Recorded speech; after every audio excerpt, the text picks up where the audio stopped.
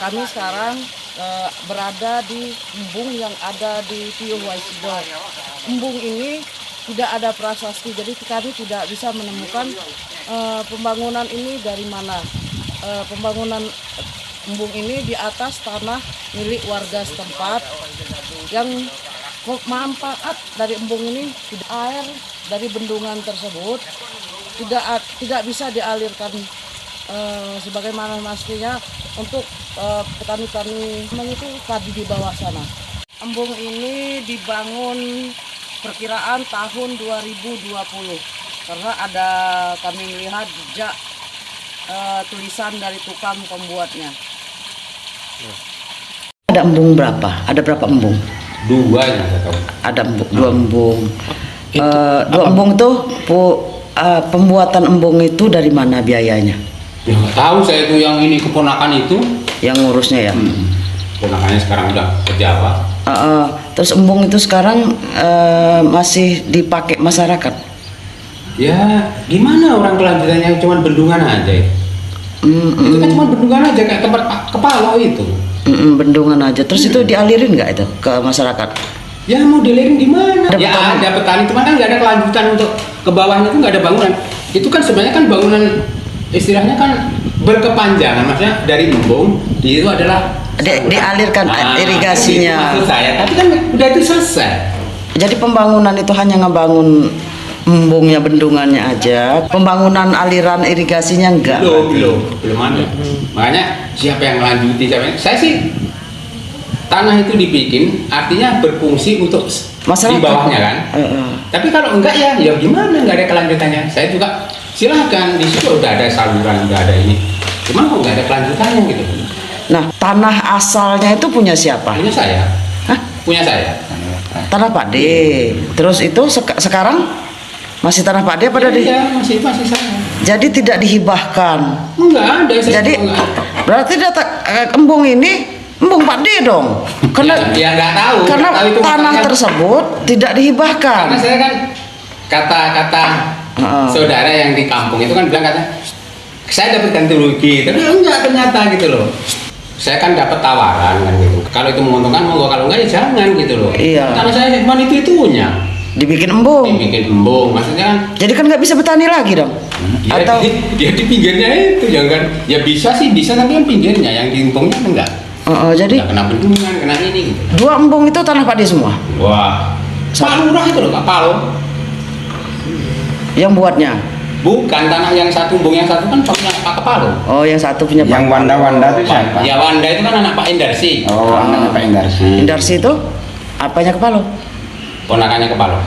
Keluarga Kepalo berarti. Yang satunya lahan sampean. Ya. Jadi saat membuat embung itu kan nurunin alat berat segala macam, bukan duit Pak D. Ya enggak dong, dari mana saya dapat duit? Yang minta izin sama Pak D untuk buat embung siapa? Minta izin tuh, ya ponakan itu tadi katanya mau bikin embung supaya nanti orang di bawah tuh bikin sawah-sawah bisa katanya. Ya oke, yang penting bermanfaat bagi saya. Iya gitu benar. Kan. Jadi saya enggak ini gitu loh. Nyangkla. Ternyata malah saya sendiri juga nggak dapat apa-apa. Menghasilkan juga enggak kan gitu kan. Saya kecewanya kan saya memberi bendungan itu bukan berarti kan hanya untuk pribadi saya. Bukan. Nggak saya ke situ. Kalau memang untuk bermasyarakat monggo, disitulah embungnya berfungsinya. Saya hanya mendapatkan keuntungan kalau mau. Itulah diberilah ikan, pakai perangkat segala macam kan begitu. Kira-kira seperti itu gitu. Sekarang embung itu untuk bendungan, Pak D nggak tanemin ikan gitu? Walah, kalau ikan saya rasa gini loh, kita ini kan namanya aja di alas. Katakan di situ ada nila, ada ini ya mungkin diambil orang segala macam. Bukan saya istilahnya uzon dengan orang ya. Saya nggak mau seperti itu. Tapi kenyataannya juga sampai sekarang belum menghasilkan kan gitu. Aku pernah nanamin itu, tak kasih ikan bibit. Cuman nggak ada hasil deh. Nggak ada hasil. Banyak. Karena Banyak yang seneng sama ikannya deh. aku tuh begini loh. Jadi saya ikut campur dalam diri. Di situ saya punya kelompok tani, kebetulan kan saya atas namakan kelompok tani kalau memang mau miara ikan di situ. Iya. Kan gitu. Bagus itu. Jadi kira-kira nggak langgeng gitu, nggak seperti dulu. Saya zaman dulu lagi Bupati Santori Hasan itu saya dikunjungin waktu ada kolam-kolam itu karena ada perkembangan gitu loh. Iya. Jadi saya ternyata aduh kok nggak seperti dulu gitu loh. Inilah yang menjadi kekecewaan saya kalau memang itu mau dibangun bermanfaat untuk semua, bukan saya pribadi dong, Iya, saya nggak betul. pribadi saya hanya numpang kalau memang di situ bisa nanam ikan ya ikan lah gitu aja. Iya. Kalau mau dialirin ke sana tuh sama, di sana banyak sawah memang. Banyak orang butuh air berarti dia. Sebenarnya seperti itu. Nah, sumber airnya tuh embung tuh dari mana nih? Itu kan mata air, maksudnya kepala air. Ada mata air. Tulung ini. Jadi tulung itu emang di tanah Pak D ini langsung dibendung. Mantep itu berarti ya.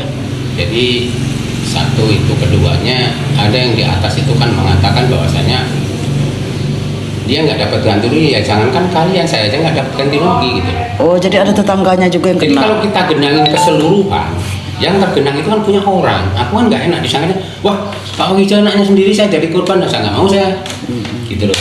Saya nggak mau saya.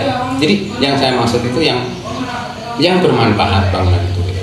Nah. Kalau lebar embung kira-kira kalau 30 sama tanggul itu kurang lebih lah.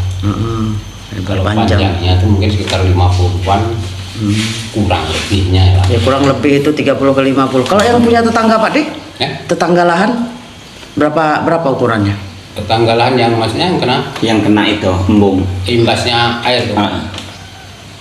Lebar itu. Lebar juga sih. Sama lebar punya Pak D berapa lebarnya dia? Ya hampir sejajar lah. Karena saya orang itu kan orang buruh, saya nggak pernah di rumah saya. Iya. Jadi terserah saya bilang sama keponakan itu kan saya ngurusin gitu loh. Ternyata begitu saya pulang-pulang saya malah diomelin sama orang Karta sana. Kenapa sama nggak dapat duit apa-apa katanya? Ya nggak tahu. Nyatanya seperti ini gitu. Gitu loh. Jadi harapannya ada kelanjutan. Gitu. Ada kelanjutan supaya yang di bawah maparin Air biar bisa panen. segala macam kan gitu. Artinya kan Ada peningkatan hasil panen. Nah, terus saya lihat kalau panen sekali jadi 3 kali. kalau katakan orang bilang di situ tertulis atau tersebar berita itu bahwasanya biayanya sekian ratus juta. Terus sekarang kan sama dengan apa ya? Vakum gitu loh. Iya, tidak difungsikan. Tidak fungsinya gitu loh. Nah, yang saya maksud itu apa ininya dari pemerintah itu ya kita kembangkan seperti kayak sumur bor segala macam itu kan dapat kembangan. Akhirnya diberikan ke orang pakai meteran segala macam. Nah, maksud saya Itu sudah dikasih listrik belum dari pembangunan? jauh itu. Jauh dari jangkauan. Dari rumah itu jauh. Oke.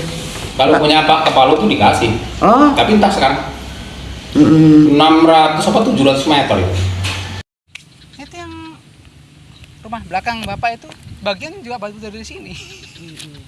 Oke, sekarang kami berada di embung yang kedua di Desa Waisido ini, di Tihuasido. Juga tidak menemukan prasastinya. Dan kami tidak tahu ini dibangun tahun berapa. Tapi dari lahan yang embung yang pertama tadi ini dibangun pada tahun yang sama dan berbarengan. Tapi kalau melihat di sini masih ada aliran airnya.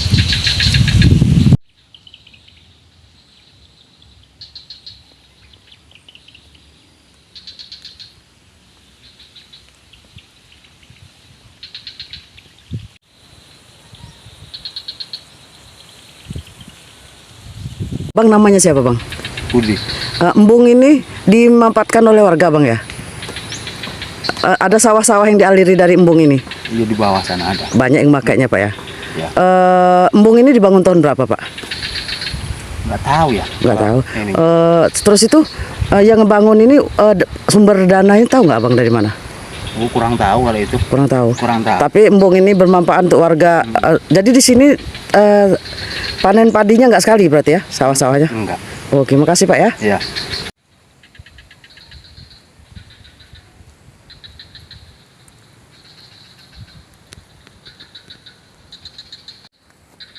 Kalau bisa dimakan.